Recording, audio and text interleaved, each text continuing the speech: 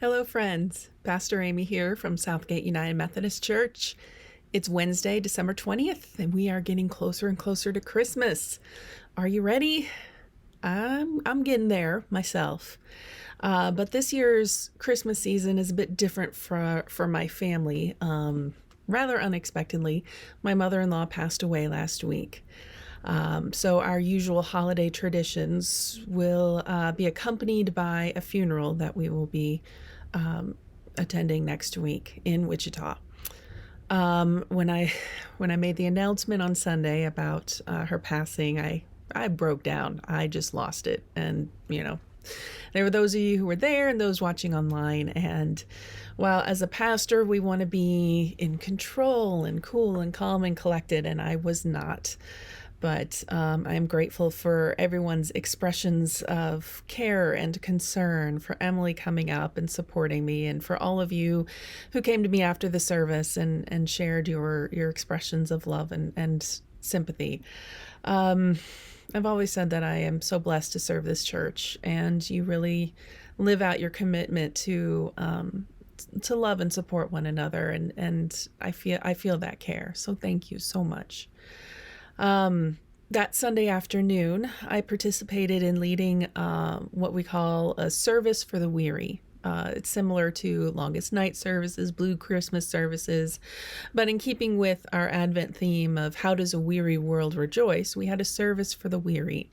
And I did this in partnership with several other clergy from other faith communities in and around Lincoln. So we did that on Sunday afternoon. It competed with a certain volleyball game. So you may not have been able to participate to go to this, but we're making it available to you in a recording that is, we posted it on our Facebook channel, Southgate's Facebook channel. And I'll link to it from this video. I'll link to it in the comments on Facebook, and it will also send the link out in the Wednesday email. If you're experiencing a season of weariness or grief, I encourage you to pull that video up and join us. Participating in it really helped me. This series we have this season. How does a weary world rejoice? Well, the first week we talked about how in order to get to joy, we have to acknowledge our weariness. We have to speak it out loud, our weariness and our grief. And I found rest and restoration by participating in the service and just holding it in those moments.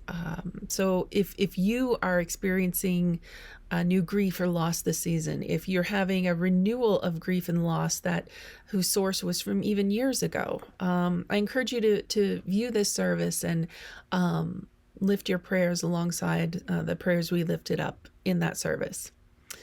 And as I said, when we name our griefs, when we name our weariness, we're making room for joy. And we will have plenty of that on this Sunday. It's Christmas Eve. So Sunday morning at our 9:30 service, it will be a regular Sunday service where we observe the fourth Sunday in Advent.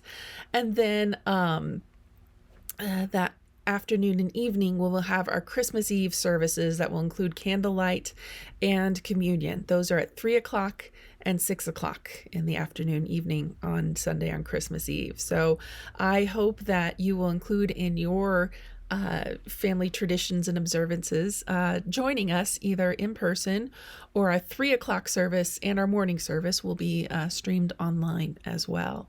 So I wish all of you the greatest joys this Christmas.